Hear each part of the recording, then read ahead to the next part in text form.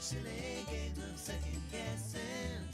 I just forget the lessons that I couldn't learn. Because one street over there's a life I could have known that would have kept me from the one I had today.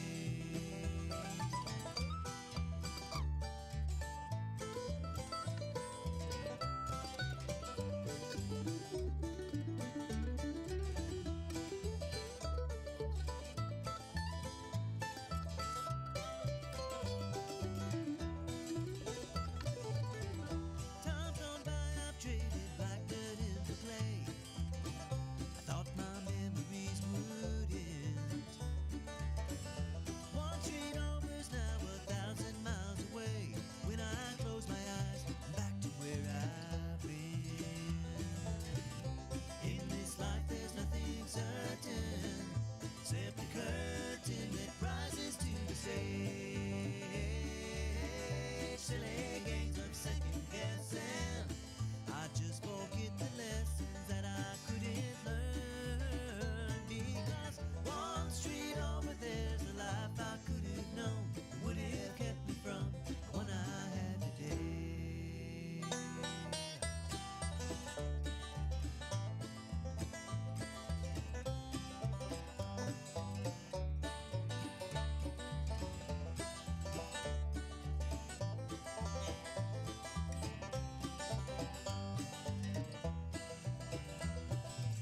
I took a walk once. Okay, let's just turn it down and get going. The senator has spoken. He says, let's get going. Hey. This is 1100 WSG. I'm U-Turn LaVern, and yes, this is one street over. Let me make sure the music's off. Hello. I was sitting here talking to Senator Roberts, just still kind of plugging it in. He goes, let's get going. Come on, let's do I it. didn't know you had music playing. No, I'm teasing it you. wasn't coming No, in over the monitor. You couldn't Yeah. hear it. I'm just teasing you. I'm just playing. Okay. But your stuff is like all over on the camera. See, it looks cluttered. Put it on. Lee Marie will say, put that behind you, Senator, so nobody sees it. How about that? That's better. All right. I was telling him about a book I was reading. He's like, I don't have time, LaVern. I don't have time. Yeah. Wow, and so good. Though. So I came in, I walked in complaining about traffic. You know, Oh, I know. when I had my radio show here, I could be here in 7 minutes. Not And anymore. now it's like 12 or 13 minutes. And Right. for 26 years of my life, I lived within a mile of Hillsborough Road. Right. Green Hills or Hillsborough Village or what's called the Grassland community in Williamson County. Right. So we moved up here in 2006 and we lived on Moran Road down and off Hillsborough Road. Is something dying over here? I know there's a click. I don't Okay, know what it yeah, is. okay. It's something that I know. I can't hear it whenever I've Okay. got the. All right. But I know it's So, it's bothering you. Okay, so it would take me longer when we moved here, it would take me longer to go the 12 miles from Moran Road, up Hillsborough Road, through Green Hills to my office on West End, Right. which was near Bricktop's restaurant, okay? Okay. The two tall buildings that are there on the corner at 21st, okay. Right. It would take me longer to go there than it would take me to go from our house here outside of Springfield to my office beside the Capitol. Mm-hmm. Okay. So when we moved up here, it was just great to get away from traffic. And so now I sit at my driveway, trying to pull out. And part of it is all of, these farmers that have retired have sold their land and 5-acre lots and all these people popping up houses, and that's inevitable. Mm-hmm. But it's about to get really bad with some of these large neighborhoods. The city of Springfield is annexed. And I'm not, people think I'm anti-development because I always kind of wave the flag of caution here. No, I've lived through this before. And, what would you rather Robertson County be? Would you rather it be Williamson County or would you rather it be Antioch? Agreed. Williamson. Absolutely. Yeah, it's going to be wouldn't Antioch. like Franklin. I mean, when you put in a big neighborhood, so I'm just going to tell you, if you're rich and you have a lot of land, put your land in a conservation easement because you cannot take it with you. You can't take your money with you. Let your kids earn their own money. You're not going to do them any favors making them rich. Put your land in a conservation easement and protect the property, because that's what has made Williamson County so valuable. And especially like Leaper's Fork is a great example. You know, when a Preston Ingram goes down there and buys up 2,000 acres, Aubrey Preston, all these others, there's Preston Ingram, Aubrey Preston, and all these other people, you know, Tim McGraw and Faith Hill and all these people that buy up these large farms. Well, you know, when you get to the point where you take your large farm up here and it's all subdivided in 5 acres, nobody wants it anymore. They want it when it's 1,000, 2,000 acres. That's what they want. They want to, you know, and that's what makes it so enormously valuable, because you can't get contiguous, uninterrupted land like that. So, but you have to be patient to get there. But, you know, when Saturn moved into Murray County, you know, we were living through all of that. And, you know, so many people pitch this, you know, quote unquote progress as a solution. But at the end of the day, it didn't really probably bring around the outcome that people wanted. I tell you what does happen, and this, people don't know this, but county mayors, county executives get compensated based on the population of their county. I didn't know it. So the bigger the county, the more money they make, and that's set in statute. So it's not their fault. It's what, you know, what the legislature did, and so that's why a lot of people push for growth, and we don't have that problem here in Robertson County. Mayor Vogel has not pushed for growth, so he can make more money. I can assure you. But you know, cities kind of work the same way, and so. But you look at like Murray County after they did Saturn, you know, it didn't lower crime. It didn't lower property taxes. It didn't lower this, didn't lower that. You know, they had to build more infrastructure, build more schools, build more this, build more that. And that's a problem you run into. That's one of the conflicts you run into now, like over in White House when a large neighborhood went in, Robertson County Schools is saying, hey, where is our money so we can build a new school? You're putting, you know, 650 new homes in. You know how many kids that represents? Oh, yeah. And especially when they're not low-income homes, but they are lower-income homes. So they're like starter homes for families, so mom, dad, and kids. And you know, if it's a retirement community, you don't have to build the schools, right? So if it's a higher-end community, then so I've always thought, here's what I don't get. So here's my advice to developers in Robertson County: be bold and do a high-end equestrian community. Okay. And see what happens. Okay. So, for example, you can live on a golf course, but what if you're into horses? What if you built a gated community where there's not a home in there under 750,000, and all the homes are clustered? You get your zoning worked out. All the homes are clustered, and then you've got, you know, space for pastures and you know, paddocks and you know, barns and things like that. Oh yeah. And somebody buys into the home and they pay a monthly homeowner's fees so that they can come home from work and then go ride their horse. No different than they can come home and play 9 holes or whatever.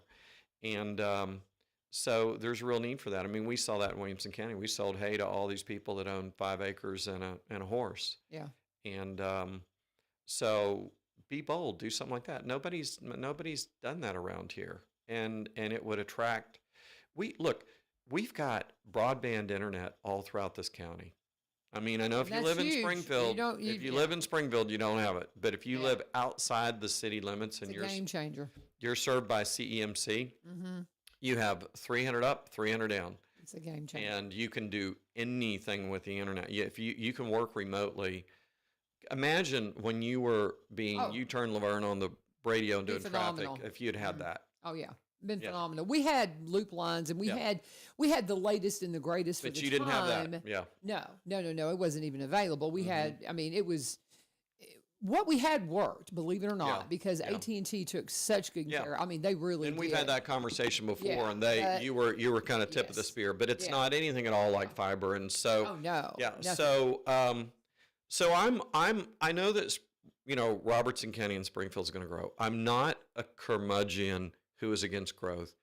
I just don't want a bunch of low-income homes so it looks like Antioch.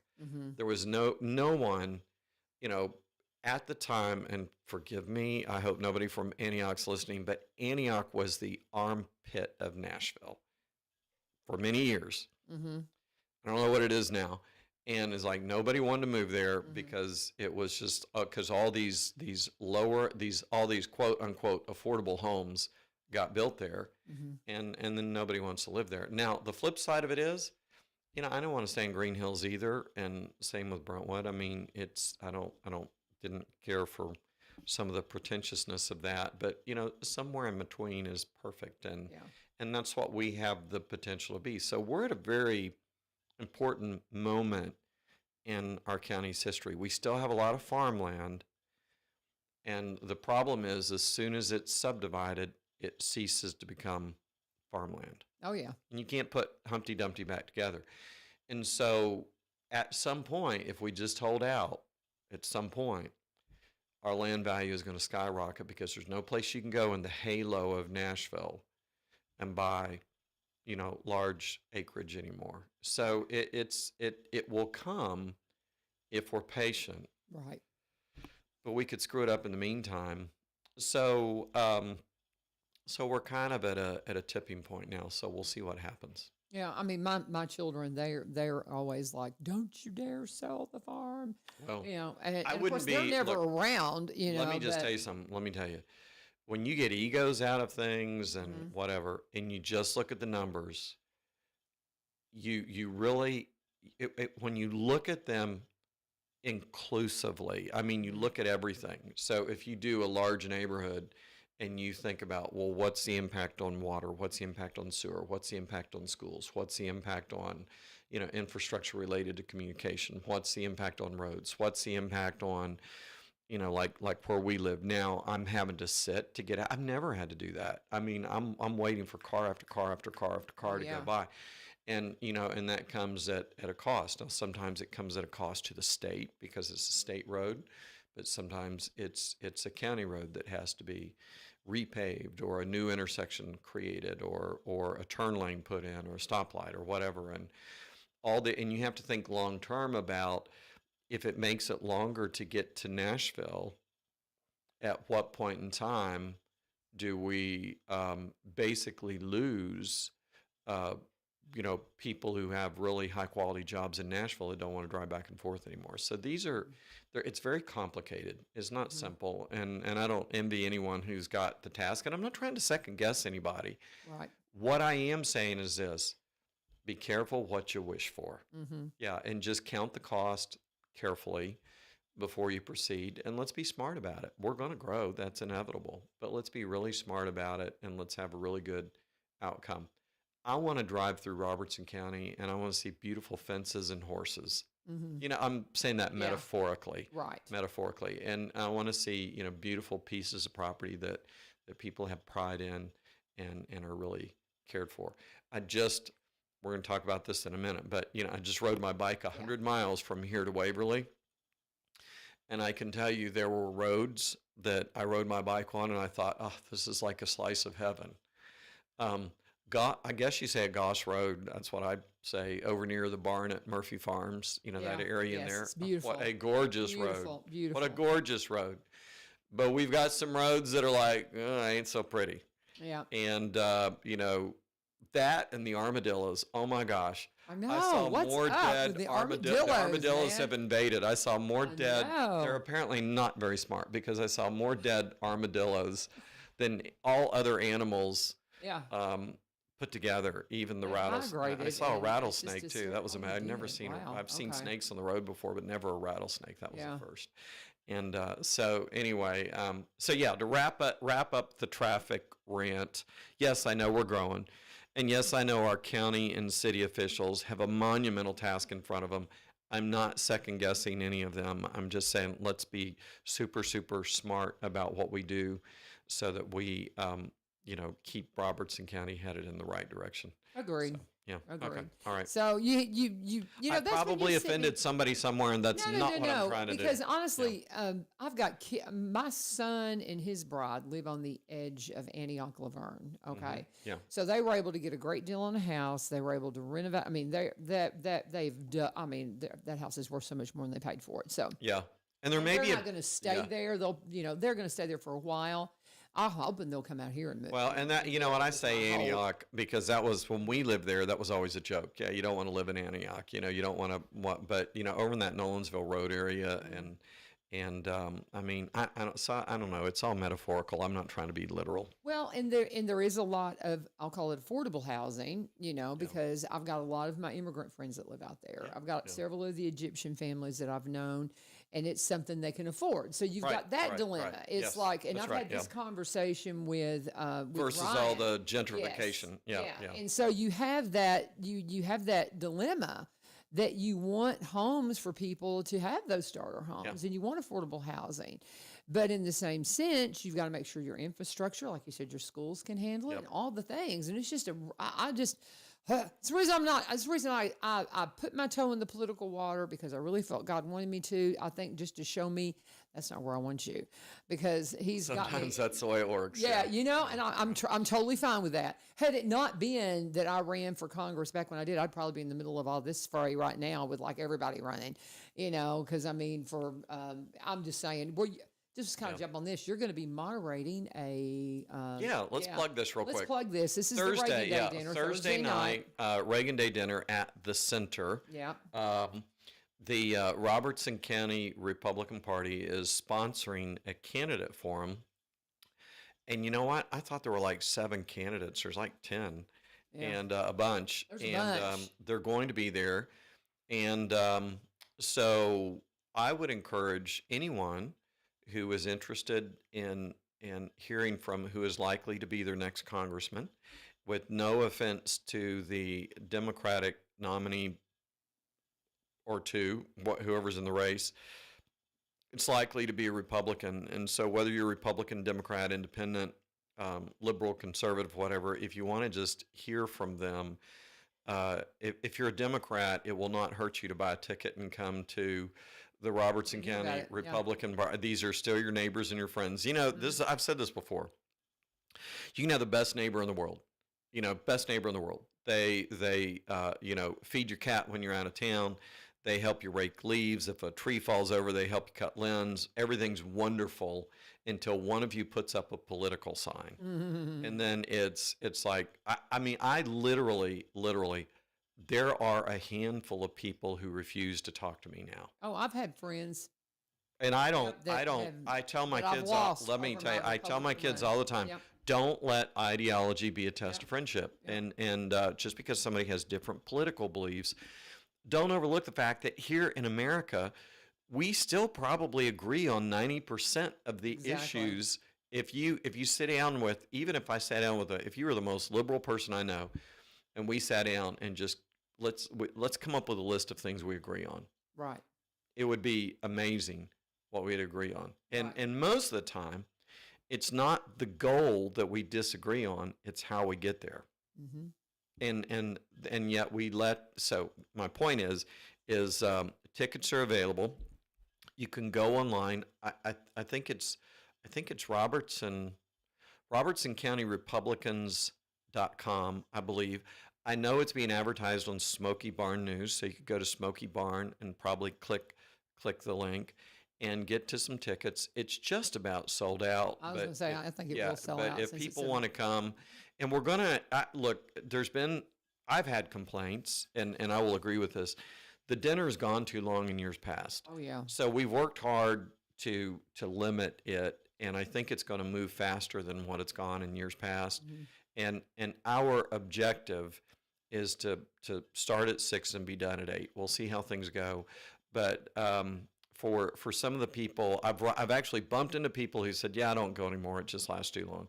And I think we fixed that. So we'll look forward to seeing you Thursday night at the Center, and it starts at 6 p.m. Go to RobertsonCountyRepublicans.com or go to SmokyBarn.com. Yeah. And by the way, it's not my dinner, right? People, no. You're but just a lot of people. Forum. Yeah, I'm hosting the forum, but it's the Republican Party of Robertson County. Yeah, Christine Apple's the current chairman. You've been the chairman in the past, and it rotates around, and these people work hard and do a great job. So, okay. moving on. Very good.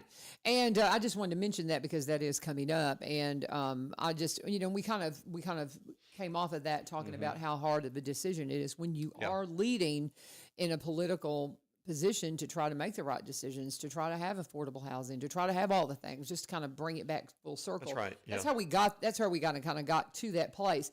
But I had not realized you had sent me something last night with your bike ride. I completely forgot about it. My husband and I had just some drama going on, and it didn't register with me, and I'm so sorry that I didn't talk about that. When did you ride? No, that was yesterday or Saturday. So so it's fine. We didn't talk about it. It was on Saturday.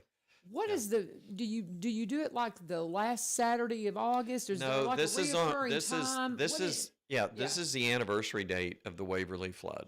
Okay. So Saturday, 4 years ago from Saturday was the Waverly flood. Right. And I say Waverly, but really Humphreys County is better to say because it impacted people all throughout the county. So if you were to look at a topographical map, a terrain map, go to Google Maps and click on the terrain icon, you can see that Highway 70 from Dixon all the way to the Tennessee River is like a valley.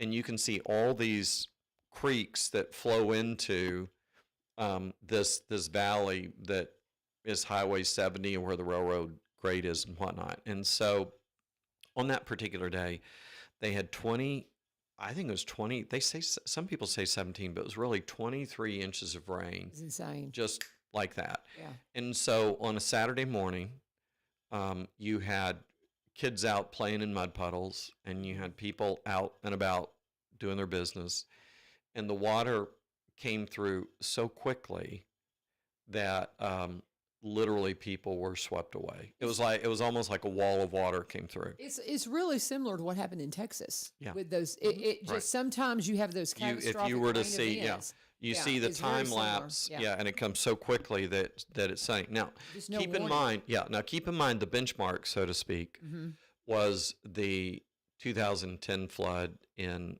May of 2010. And which had an impact on us because we lived, y'all lost your business. we were here, we lived here then, but our business was in Nashville, and I'll come back around to that, but the benchmark for people in Humphreys County was the 2010 flood because it had an impact on them too. But during 2010, it's like the water would come up to their doorstep. Okay.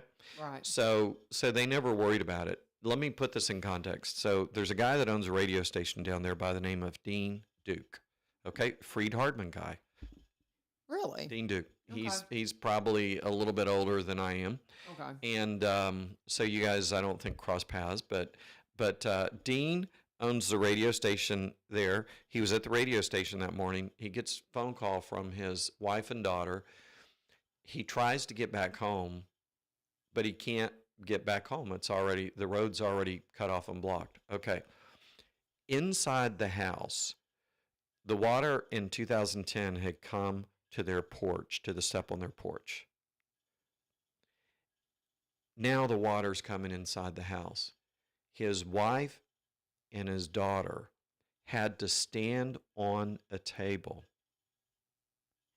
because the water level in the house had risen so high, it's up to the neck of his daughter. She's kind of short. Okay, it's up to her neck. Terrifying. She's standing on a table, and they're about to have somebody in a boat or a jet ski or something, whatever it is, break in a window to try to rescue them. Unbelievable. When the water starts to recede. So it comes up that quickly, it goes down that quickly. And so during this time, 20 people were lost. Now, originally, they thought they had 100 to 200 people lost because they just couldn't find them. They'd been swept downstream and they found them later. They're separated from their cell phone or whatever. So this tragedy occurred on Saturday morning 4 years ago. And so there's a little bit of a backstory here, but I have to back up. I had a brain aneurysm in October of 2020. Okay, so October 9th of 2020, I had a brain hemorrhage. And in 2021, in early 2021, or sometime in the spring, I was in Dixon County speaking I was going to speak to the leadership team of Dixon County Schools, and Danny Weeks, who is our director of schools here, was our director of schools in Dixon County at the time.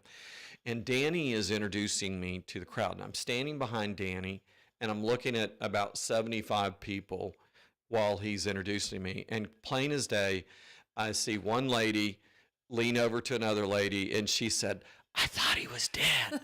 And so I'm sitting here watching this, and I'd seen this happen before, and I see a couple of people like whispering, but only the one I can tell. I could just read her lips, and it's like, "I thought he was dead." And so when I got up to speak, I actually made a joke out of it and said, "No, I'm fine. I'm not dead." And I just said, "Look, I don't blame you, because people see the headline," and the headline was, state senator life flighted to. I mean, it ended up. Look, the media doesn't get the difference between a state senator and a United States senator. Yeah. And it actually was a national news story.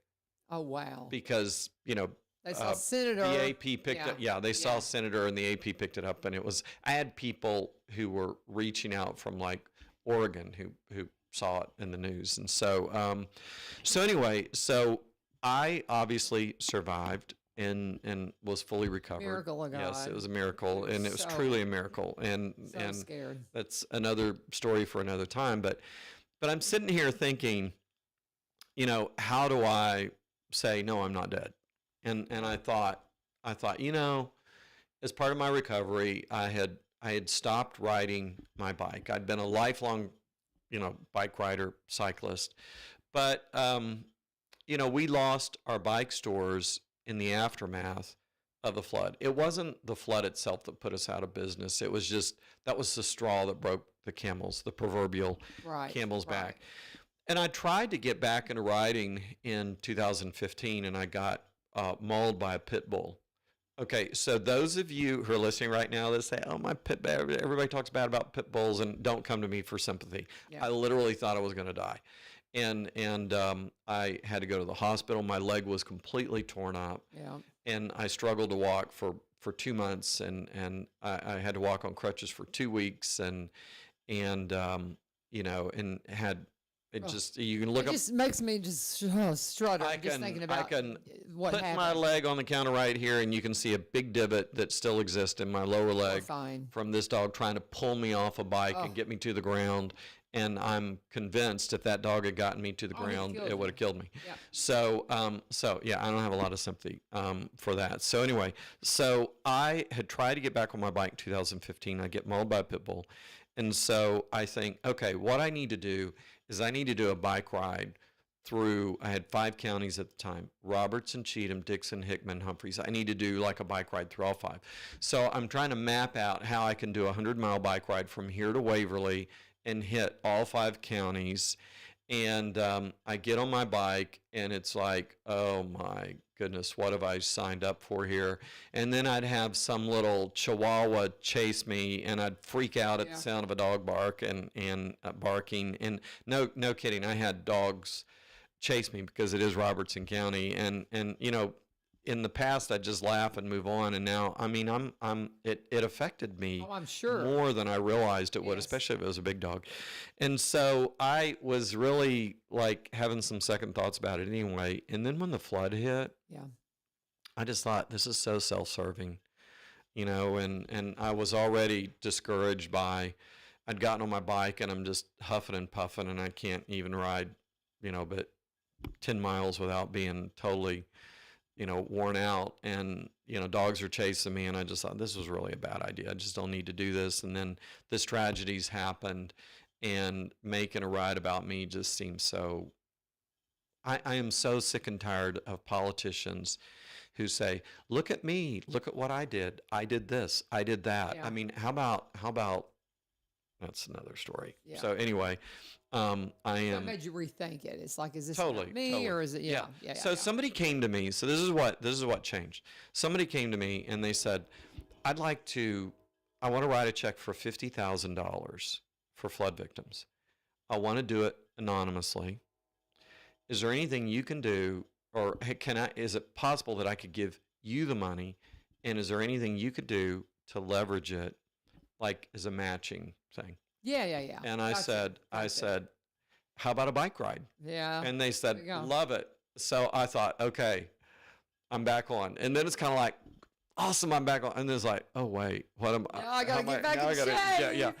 So I went out and I bought Halt 2. So Halt is what a postal carrier uses to spray on dogs when they chase them. Oh, okay. Halt 2 Okay. is like, Okay. Halt on steroids. So I bought some Halt 2, stuck it in my pocket, and started riding. So I did the first ride, and this is what I determined to do. And this is why there's not been a lot of media coverage on me doing this.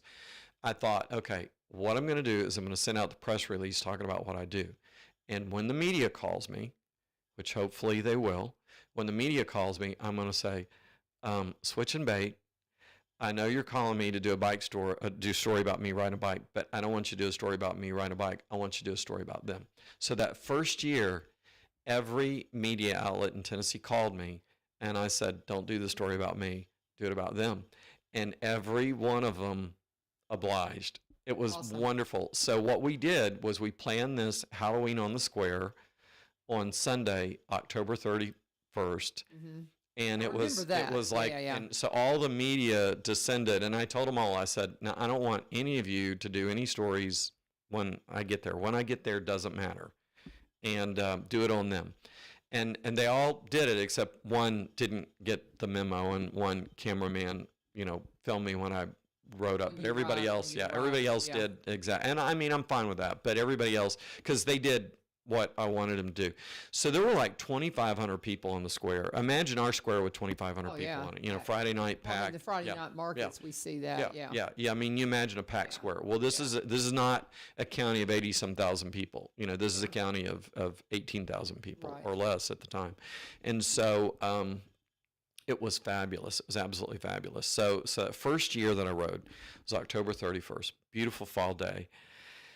And I didn't know if I knew I could make it, but I had no idea how long it was going to take. And I was really in way over my head. But Janet, my, legislative assistant and my cousin at the time, a legislative assistant at the time, she's still my cousin, but she printed out all of the names of the victims and their ages on a little card that was about maybe 3 inches by 1.5 inches. And I taped it on my bicycle. So every time I looked down, I would see those names. Yeah, I'd see those names. And so, so I took off, left from my house, got to the square. There was a camera crew that filmed it. Some people showed up during the day and did some stuff along the way. And beautiful fall day. And this is what I got to tell you. So when I got to Waverly, and unless you've been there, this probably won't make sense to you, but let me just say, I did a route that kind of followed the worst of the destruction. So people talked about the low-income housing where some of these kids were lost. Mm-hmm. I rode right through the middle of that. And you would see like the chain link fences that the water had passed through, toys still trapped in the chain link fence, clothing, things like that. So here I am. So stop and think about the emotions that I'm going through. All of a sudden, everything comes together. I see all this loss and destruction, and so visual, all of this stuff. And then there's my own baggage of nearly dying, losing my own business, getting over my fear of dogs and everything else. And I'm on Clydeton Drive, a road called Clydeton Drive. And I'm weeping, I'm behind a sheriff deputy. So the sheriff deputy had escorted me from McEwen in, and I'm literally just weeping. And so Channel 2, over the weekend told this story, but they didn't tell the rest of the story. And I'm going to tell you the rest of the story because this is the best part of that story, and I can't believe they cut it out. I'm on Clydeton Drive, and I'm weeping. Clydeton Drive, I'm traveling south to West Main Street, and I'm going to turn left on West Main Street to go back to the square, which is about 3 or 4 blocks away, okay, where all this Halloween on the square is taking place. I'm just falling apart. And we get to a stoplight, and he turns on his, whoop, whoop, and traffic stops. So we go through the stoplight, and I'm trying, I got to like get yourself okay. together. And I look up ahead. He actually pulled over and let me go around him. So he stopped traffic. So I just went ahead, and I look up ahead, and I can see at the First United Methodist Church, they've got like trunk or treat set up in their parking lot. So there's some churches clustered around downtown. And over to the right in a parking lot by the jail is mom and dad and 2 kids. And there is a little boy dressed up in one of those like inflatable dinosaur. Right, right. Which is enough to make you laugh anyway. Right. And he is tugging on mom, and he's about ready to pull her over. He's pulling so hard, and he's like, come on, hurry up. And it's just pure joy on the faces of these kids and mom and dad. And I just can't, I turn the corner, and I'm just weeping, and I can't help but laugh. And that was like the cathartic moment where there is hope. Yeah. There is hope. So I rode up to these, 3 or 4 blocks, and Channel 17 is there with a camera crew, and there's a picture of which I treasure, a picture of Diane and me. She was there waiting for me, and that was my first ride. So after I did that, and I'll wrap this up quickly, I decided. The next year, there was so little progress made with respect to the cleanup. And part of it is just bureaucracy, right? It takes money to clean this stuff up. The money comes from FEMA or it comes from the state, and it just has to be appropriated. Yeah, it just takes forever. Exactly. Yeah. So I decided that I would do the ride on the anniversary date. So in August of 2022, I did it. August of 2023, I did it, and it rained cats and dogs, I think, in 2023, or maybe it was 2022, but one year it was just torrential downpour the whole time. And then I did it last year, and then I did it this year, and I'll probably do it next year. Next year will be the 5th anniversary, and then what they're working on, and this is so cool, the tourism and economic development people in Humphreys County are working on like a weekend bike ride that the county will host that hopefully will get several hundred people there over the weekend and do it. They can do that next year. Ride. That'd be great. Yeah. That'd be awesome. So I'll do it for the 5th year. I'll do it at least one more year. And so it's just, and every year I've done the same thing. I send out the press release, I get the media, and I just say, please do a story about them. And every year they do. And this year they did more about me than what they've done in the past. And I mean, I'm fine with that. That's okay. But because when you saw the story, I mean, they talked about Waverly. It wasn't about me. It was about them. And like the video that they used of me was talking about them. And so that's fine. I don't object. So, so this year is a little bit different. In the past, I've had, like a support vehicle go with me. The first time I did this, it's like I was really worried about it. I mean, would I have another brain hemorrhage? Well, you were still coming off of all that. And so this year it was like, hey, you know what? I hate to ask Diane to take up her day, and she's awesome to do it. So I said, okay, meet me in Ashland City, then meet me at Charlotte.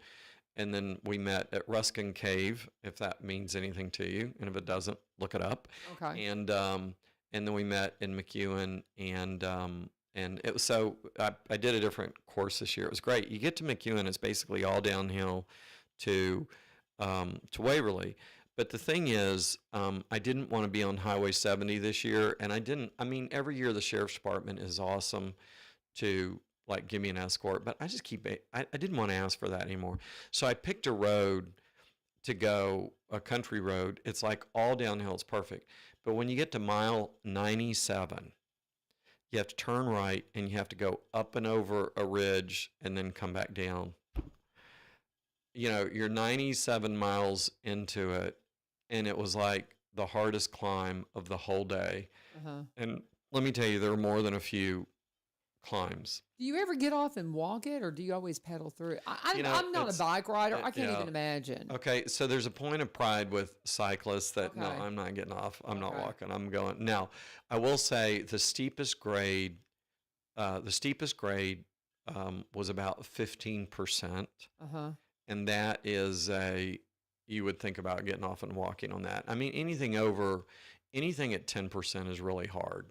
I can I mean, imagine. even like for professional cyclists, Yeah. their races very rarely, like in the Tour de France when they're in the Alps, they might have sections of a climb that might be 11 or 12%. I have done a 19% climb before, and that's like going up steps. It's hard. I don't know. Evan and I were in Germany. He was 12 years old. We were on a tandem. We were on a bicycle built for two. He was 12 years old. And we went up a 19% grade. He has never forgiven me for that, Wow. yelling at him, pedal harder, and, but we went Wow. up a 19% grade. But the 15% grade was downhill. And to put it in context, I probably hit about 45 miles an hour Coming down. So Wow. that's how Wow. steep 15% doesn't sound steep until you do it.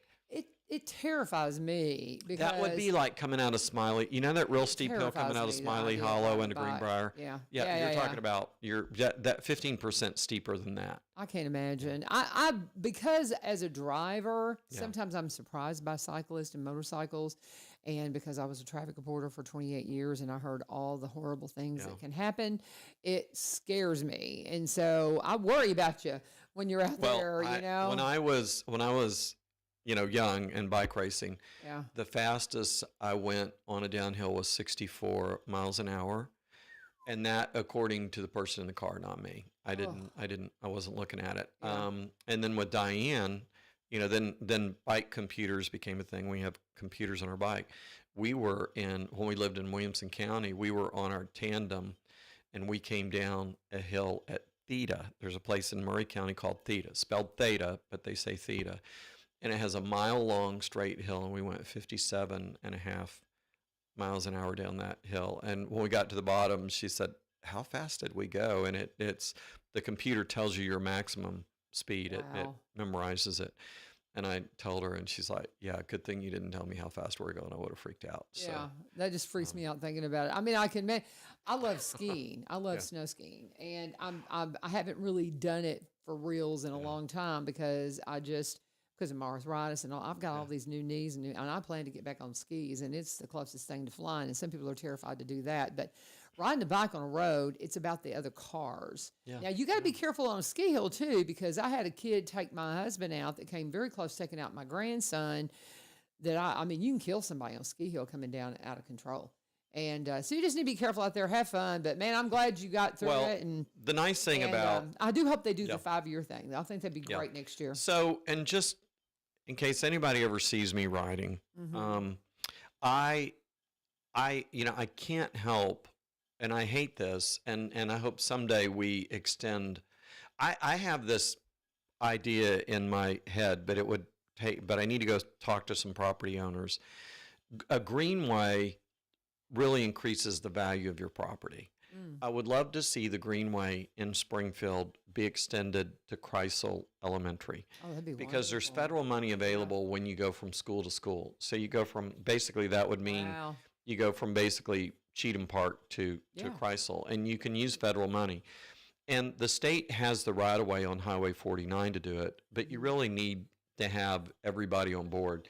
And it makes your property value go up. So to the property owners that live in that area, there's actually a way to do it that I think would have a really, really positive impact. But in the meantime, I have to ride on 49 just a little ways to get where I'm going. And when they repaved it, they made the shoulder part of federal. This wasn't for me. This is federal safety enhancement. They made the shoulder a little bit wider, and they made the rumble strip narrower. So the rumble strip right now is about the width of the white line. I will ride in that 12-inch to 18-inch shoulder on Highway 49, and for the most part, 99 out of 100, 999 out of 1,000 people are courteous, Yeah. but every now and then somebody is a jerk. Yeah. And it is kind of scary to think about because I had a semi truck, and I know exactly who it is because it's a very distinctive truck. Mm-hmm. I had a semi truck behind me, and I got not, and this is where the shoulder was 2 feet. Oh. I got completely over, Mm-hmm. and I slowed down, so there would be no question he could get around me, Mm-hmm. and I was signaling my intentions. He comes around me, and then he crosses his trailer over the white line, Unbelievable. and I mean, I had to, I didn't have to go off the road, Mm-hmm. but I just thought, whatever. And I know, Knucklehead. I don't Knucklehead. know whether it was the guy who owns the truck or somebody that works for him, but Mhm. I know where he lives, and Mhm. I came that close to going and knocking on his door. Say, what were you doing? You could have killed Yeah. me.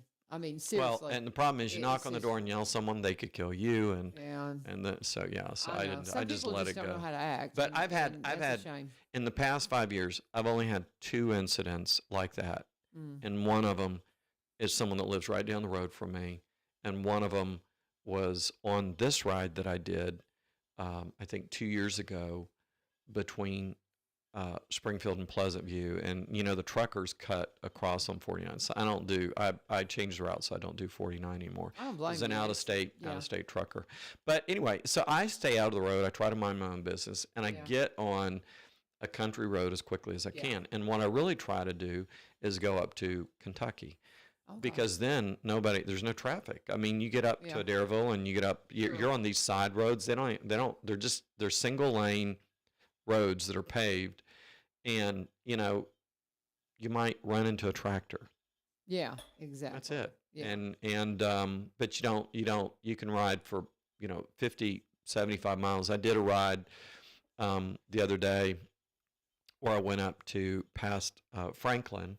I looped up, where Cheney's Dairy Barn is between. yeah. Okay, so I looped up around there and then came back, and you're on side roads and it's like you don't see anybody. You can go for an hour and nobody ever passes you. Those are the roads I try to pick. So That makes me feel better because you're my dear friend, and truly, that your ride this year just completely snuck up on me. Because when you sent me the news story, I was like, "Is this from last year? Is this coming up?" So No, I this did it just happened. Saturday. Yeah. Completely And missed it. and I'm gonna. It's almost 10 till, and I got. I'm gonna say the final thing about it. So I wanted to. This was so funny. So there's a place off the square called the Milk. Sorry, hang on. I was Okay. trying to get the comment, and my Okay. phone went off. Go for it. Called the Milkshakery. So for about the last 50 miles of that ride, I was looking forward to getting a milkshake at the Milkshakery. Mm-hmm. And so we got there, and they were closed. No, no. That's So frustrating. You're yes, like, it does. So I got to go back to so that's an excuse. Got to go back to Waverly and get a milkshake. Paul Rainey is saying, and he's a former firefighter, so he knows Yeah. these things. He said the electronic dog repellents work. Really? Yeah, he says they work. So that's something. That's might wanna what. try. Well, Jim Ball of Smoky Barn was asking Yeah. me if I had. I think that's who was asking me if I had one of those. Mhm. And Paul but checks that stuff out. I like said. listen. I got chased by a pit bull coming over that last climb. It's the only Yeah. incident I've had with a dog in the last 2 or 3 years. So I pulled out. So I came over that last climb. I'm at about mile 98. I'm level, starting to go downhill. And there's a pit bull fenced in, but then there's one that's out, like it got out or something, and it makes a beeline for me. Oh. And I'm like, and I've got more confidence now. I'm not freaked out. So I pull out the halt, and I actually let it get close enough to me so I could spray it. Mhm. And that stuff has got red dye in it, so you can see if you're hitting your target. Uh-huh. I coated that dog's face, and he didn't. It's like it didn't even phase him. Really? And I thought, does this stuff have a shelf life? Because I bought it 5 years ago. I Okay. mean, is it not got Yeah. the punch that it had or whatever? Yeah. And you could see the streaks on, because it was a white dog. You could see Yeah. the streaks on, and pit bull has a big square Yeah. face, a lot of face, and you could just see the streaks going back and forth. And this dog never backed off, and he couldn't catch me either, but because it was starting to be downhill. But it was 3 or 4 feet away from me, and I mean, I'm just coating it, and I'm trying to get it like right in Yeah. its nose, and I was really disappointed. I thought, Well, get you an electronic dog. Okay, I have to repellent. look that Paul up. says, yeah, if you've got a brand, Paul, give us a link because you can go and start looking for stuff, and be careful what you buy on Amazon, guys.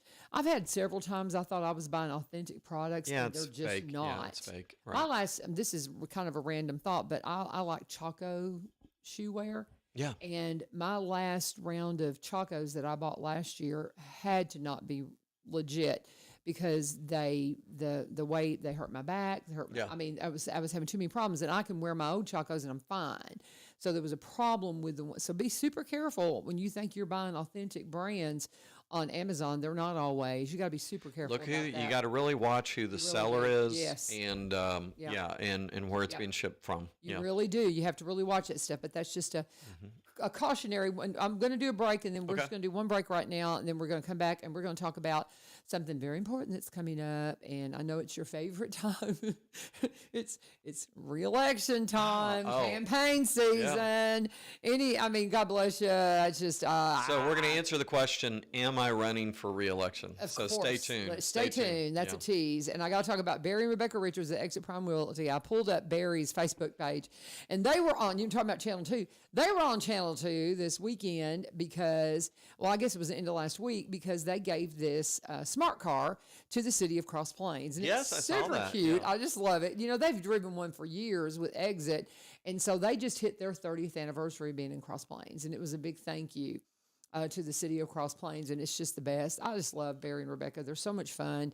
They just get involved in everything in the community. They love their city. They got to Robertson County about the same time I did. I've been here a few years longer than them, but they're originally from Kentucky. But this is home. It's just like it's home to me. Yeah. But we had, so we just, it's just, I just love how they commemorated that. But so I just have to, mention that. And if you go to Barry's page, you can see the video, and I'll even share it. I'll just go ahead and share that on my page too. But also, they've got a listing that he put up on the 22nd, so it may still be there. But sometimes these really great listings, they go so fast. But this is in Orlinda. It's only 2 miles from 65. Beautiful home, and open floor plan and beautiful backyard. But again, just a beautiful home that he has posted on his Facebook page. If you go to his webpage too, you'll probably find it. But they have new listings all the time. And man, some of these hot listings, they go so fast. You got to stay on it. And it's a really good idea to call Barry and Rebecca and just say, here's we want to live in this area. Keep us in mind, and they'll alert you. And number one, before the property even comes up, they're going to make sure that you know how much property you can buy, what can you qualify for, so you're ready when these properties that come online are ready to go and you don't miss out. But reach out to Barry and Rebecca Richards, Exit Prime Realty. His number is 615-504-7424, 615-504-7424. Hers, same number, but 7425. Or you can go to sellwithbecky.com, sellwithbecky.com, or robertsoncounty.com. As we always say, they specialize in Robertson County properties, but they also buy and sell in their surrounding counties because they've got such a diverse background. They've just done so many different things and all over. And they also buy and sell across the state line in Kentucky because they understand Kentucky. Because just like me, that's their home state. So reach out to them today. And when you do talk to them, always let them know U-Turn sent you. All right. So, Senator Kerry Roberts, are you running for re-election? Yeah, I am. I already knew, but Yeah, anyway. yeah. So, so this is so just so everybody knows, you have elections every 2 years, Right. What for your state offices, and those are in even years. So a House rep for Tennessee, so Doc Kumar in our case, has to run for re-election every 2 years, but a state senator has a 4-year term. Right. A United States rep, a United States congressman, has a 2-year term. Mm-hmm. They run every 2 years. So we're so Mark Green has resigned, Mm-hmm. and so we're going to have this special election. The primary comes up on October 7th, and then whoever wins the general election for that turns right around, and they've got to run again for August 2026 primary and November 2026 general. Yeah. So, Okay. A United States senator has a 6-year term. Okay. So the 2-year term is your Tennessee House rep, Doc Kumar. Your Tennessee congressman was Mark Green, whoever that's going to be. 4-year term is state senator. and 6-year term is United States Senator. Mm-hmm. So right now, that's Marsha Blackburn and Bill Haggerty. Marsha Blackburn has thrown her hat in to run for governor, Mm-hmm. and the governor has a 4-year term, and the governor's on the same cycle that I am. Okay. So I am not in a presidential cycle, right? So I don't run when the president runs. I run when the governor runs. Okay. Okay. So so there are 33 state senators. 17 of us run this time, and then 2 years from now, 16 run. Okay. So in other words, there's 33, so there can't be half, but 17 run in one election cycle, 16 run the other. So in 2026, anyone who has an odd-numbered district is running for re-election. Our Senate district is an odd-numbered district. It's Senate District 23. When I started out, I represented Senate District 18, Robertson County and Sumner County. Redistricting changed it. Then I represented Senate District 25, Robertson, Cheatham, Dixon, Hickman, Humphreys. And then it changed again through redistricting and became Senate District 25. I think I'm the only Tennessee state senator that's represented 3 different Senate districts. That's amazing. So now I have Robertson, Cheatham, Dixon, Hickman, Humphrey, and Montgomery. Now let me make an observation.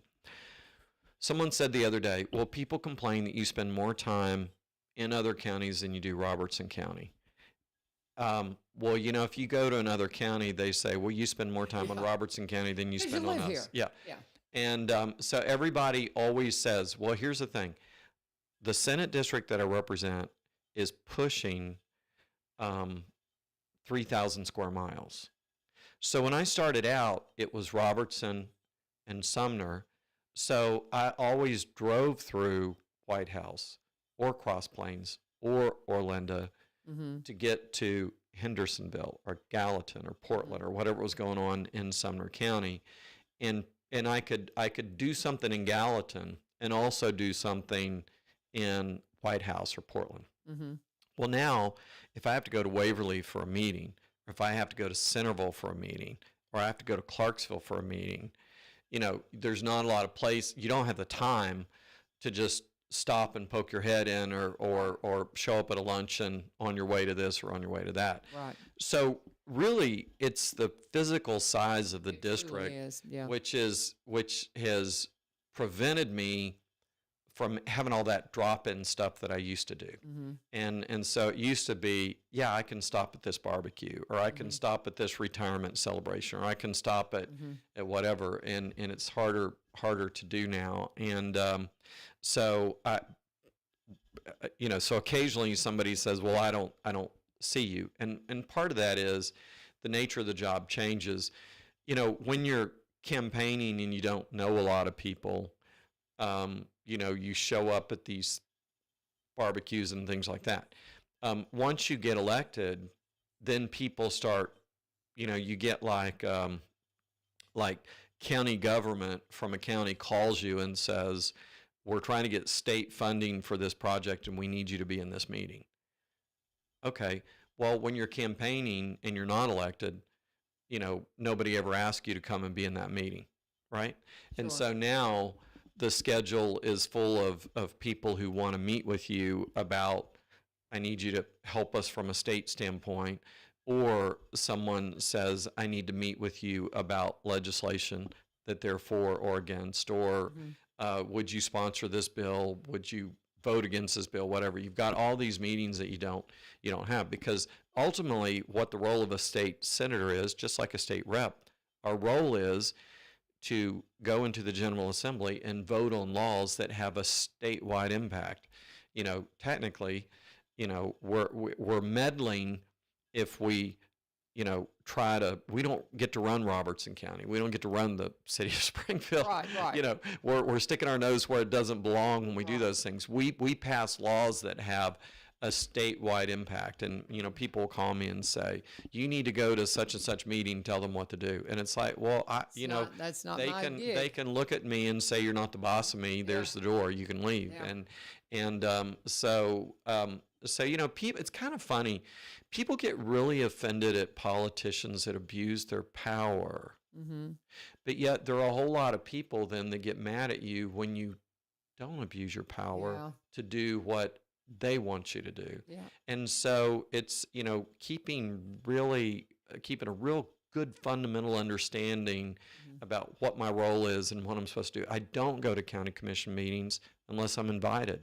Yeah. You know, I don't go to a city alderman meeting unless I'm invited. I don't go to a school board meeting unless I'm invited. Why? Right. I don't have a vote. I'm not. Well, and you don't want to intimidate the situation. I know we've got to wrap it up here. It's 8:00, Yep. brother. Oh, it is. It Yeah. is. Okay. So, Senator Roberts is running for re-election. You kick off the campaign. Yeah, probably in October. I Okay. tell you what, I picked a date of October 24th and realized we have a conflict on that date. So I haven't come up with the new date yet, but it's probably going to be the week after or the week before. Okay. And Week before would be fall break for Robertson County. I don't know if that means anything. what is fall break for? Fall break for Robertson County Will is be the when to weekend when? of the 16th. Okay. The reason I know is because my son's getting married on a Thursday night, the 23rd. Okay. And so when you said 24th, we got to go to Huntsville for a wedding. So the 24th was Thursday. The 23rd is Thursday. Oh, okay. Yeah. So the 24th is on a Friday. And the week prior to that is fall break for Robertson County because we were that close to having the wedding on fall break, which would have been super convenient. Yes. All right. But Thank you. kicking off the campaign in October, we'll say. Right. There you Yeah. Just so you go go. to my website, kerryroberts.com, and I'll have it there. I do have it right now as listed in October. Okay. And I need to, it does say it's a tentative date, but at this point in time, I know that date doesn't work, and I need to get it sorted out. I got to get fixed. All right. Love you, brother. Thank you. Thank Appreciate you you having guys me so today. much for being a part of One Street Over. This is 1100 WSGI. God bless. Have an absolute fabulous day.